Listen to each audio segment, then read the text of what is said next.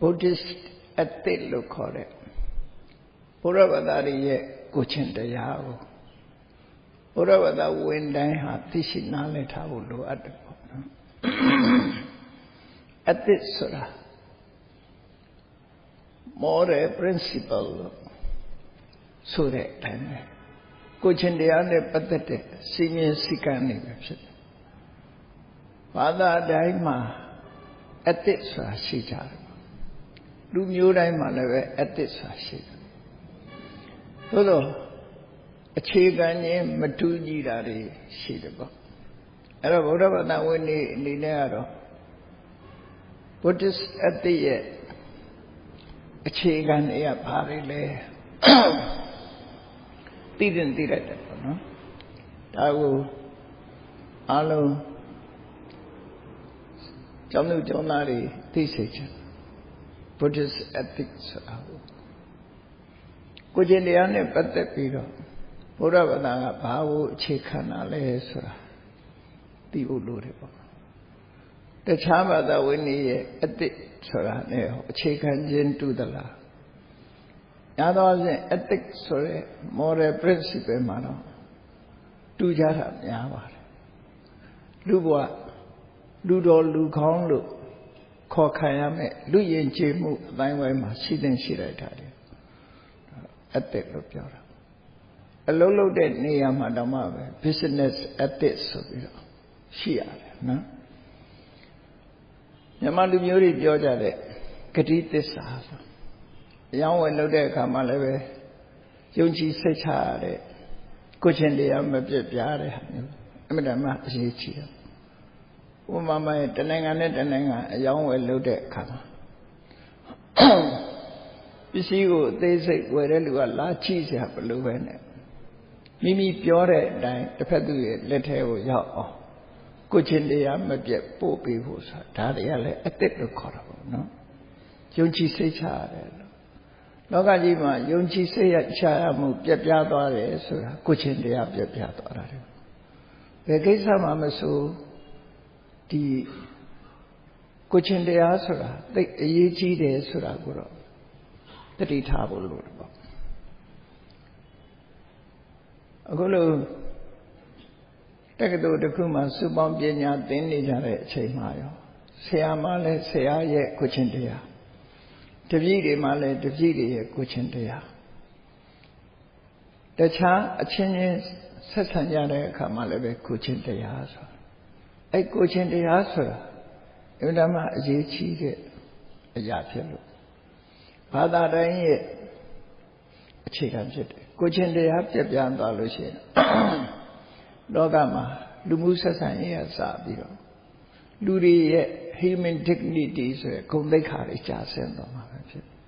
လူအဆင့်ဟာကျဆင်းသွားတယ်ကိုချင်းတရားမပြတ်ဘူးဆိုလို့ရှိရင်လူအဆင့်ဟာဂုဏ်ရှိတရေရှိဆိုအဲ့တော့ဂုဏ်ရှိတရေရှိလို့သတ်မှတ်ကြတဲ့အခါမှာပတ်စံရှိရင်ဂုဏ်ရှိတယ်လို့ယာရုကြည့်ရင်ဂုဏ်ရှိတယ်ပညာရှိရင်ဂုဏ်ရှိတယ်ဂုဏ်ရှိတယ်ဂုဏ်ကြီးတယ်ဂုဏ်ရှိတယ်ဆိုတဲ့နေရာမှာတခြားနည်းတွေနဲ့လည်းဂုဏ်ရှိနေကြတာရှိတယ်ပေါ့နော်သို့တော့အဲ့ဒီဂုဏ်ရှိမှုတွေထဲမှာ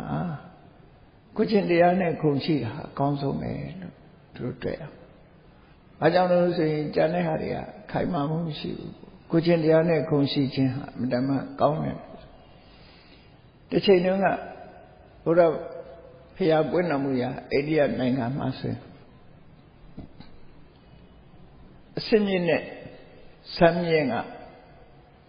မွေးဖွားလာတဲ့ပုဂ္ဂိုလ်ဟာဘာလုပ်နေသူကခုံရှိနေတာသူ့အလုပ်ကဘာပဲလုပ်လို့ဘလောက်အောက်တန်းကြတဲ့အလုပ်လို့ခုံရှိနေတယ်သူကဘာလို့လို့ဆိုမွေးကြတဲ့ကဆမ်းမြင့်စွာစုဘုရင်သားဖြစ်လာတယ်မွေးကြတဲ့ကခုံရှိတရေရှိလူကြီးသားသမီးဖြစ်တယ်ဆိုခုံရှိနေတော့ဆက်နဲ့ခုံရှိတယ်ဆိုတာလူအတိုင်းဝိုင်းမှာဖြစ်ပေါ်လာခဲ့ဘူးတယ်မြတ်စွာဘုရားပွင့်လာတဲ့အခါဆက်နဲ့ခုံရှိတယ်ဆိုတဲ့စနစ်ဟာမှားတယ်ဒါကြောင့်မို့ဆက်ကိုကြည့်ပြီးတော့ခုံရှိတယ်ခုံနေတယ်လို့ပြောလို့မရဘူးတဲ့နာဆစ်စာဝတ္တလောဆက်ကိုကြည့်ပြီးတော့လူယုံမှလို့လဲသုံးမှ ပြောဆိုလို့မရဘူးနာသစ္စာဟောတိပြမနောဇက်ကိုကြည့်ပြီးတော့လူကောင်းလို့လည်းပြောလို့မရဘူးဘာကိုကြည့်ရမလို့ဆိုသူလိုက်နာကျင့်သုံးနေတဲ့အလုပ်ကိုပဲကြည့်ရမယ်ကမ္မုနာဝတ္တလောသူလုပ်တဲ့အလုပ်ဟာသူ့ရဲ့ခုံသိက္ခာရှိမရှိကိုဆုံးဖြတ်ပေးမယ်နော်ကမ္မုနာဝတ္တလောဟောတိကမ္မုနာတော့မြတ်စွာဘုရားကဒီ principle law ကိုပြင်ဆင်လာခဲ့တာဖြစ်တယ်ပေါ့နော်မှားယွင်းနေတဲ့ကုချင်းတရားအခြေခံကြီးကိုမြတ်စွာဘုရားရှင်းလင်းပြီးတော့မှန်တဲ့လမ်းကြောင်းပေါ်ရောက်အောင်ပြင်ဆင်ပေးလာတယ်လောကမှာလူတွေယုံကြည်တိုင်းအမှန်တရားမဟုတ်ဘူးအများစုလိုက်နာတိုင်းအမှန်တရားမဟုတ်ဘူးအမှန်တရားဆိုဒီမှာအပြစ်ကင်းရမယ်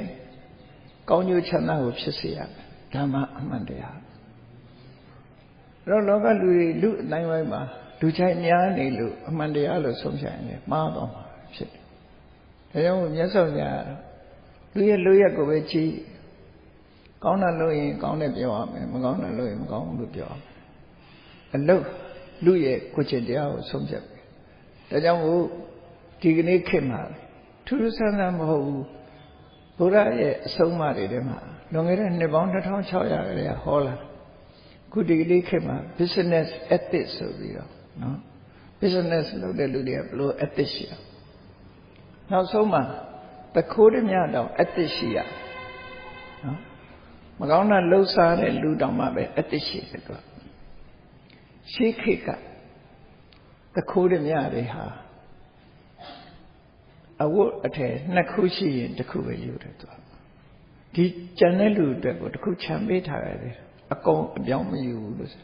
ဒါဓမြရဲ့အသစ်လို့ပြောရမှာသူကဓမြလှုပ်ရှားတာတော့မှန်တယ်ဒါပေမဲ့လို့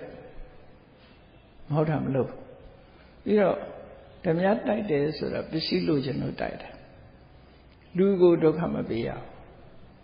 လူကိုဒုက္ခမပေးရဘူးအမျိုးသမီးတွေကိုမစော်ကားရဘူးဒါသူတို့ရဲ့အသစ်ပဲအဲ့ဒါအသစ်ရှိတယ်အဲ့ဒီအသစ်တွေပျက်စီးလာတဲ့အခါလူလောကကြီးဟာဒီအဆိုးတွေမှာရောက်ရှိလာခဲ့တာဖြစ်တယ်ဘယ်အဆင့်ပဲလောက်ကင်စားတော့အသစ်ဆိုတာရှိကိုရှိတယ်ကိုချင်းတရားဆိုတာမပြည့်စေရဘူးကိုချင်းတရားမပြည့်စေရဘူးဘုန်းကြီးတို့နေစဉ်တော့ကဓမြတွေပါလေကျုပ်တွေးချရတယ်ပေါ့အဲ့ဒီမှာစပွဲကတဲ့လူရှင်တော်တွေကရှေးတုန်းကဓမြတိုက်တယ်ဆိုတာပစ္စည်းပဲယူသွားတာလူကိုသိဒုက္ခမပေးဘူးနော်ဒုက္ခမပေးဘူးအဲ့ဒီငယ်တုန်းကကြားဘူးလိုက်တဲ့လူရှင်တော်တွေလှုပ်တဲ့ပြက်လုံးတွေကလူလောကကြီးကိုအဆိုးဘက်ကိုတွန်းပို့လိုက်တယ်လို့ဖြစ်သွားဘာလှုပ်တာကြားဘူးတော့ပစ္စည်းယူလူတတ်တော်မူပါဆိုတော့နော်အဲ့ဒီနောက်မှာပစ္စည်းလည်းယူတယ်လူလည်းတတ်တယ်ဖြစ်လာအဲ့တော့ကိုချင်းတရားတွေဟာ level အားလုံးမှာပြပြသွားပြပြမှာအဲ့တော့ဘယ်တိအောင်ပြပြသွားတော့ဆိုရင်ရဟန်းတန်ဃာတွေထိအောင်ကိုချင်းတရားပြပြသွားတယ်ဒါမျိုးက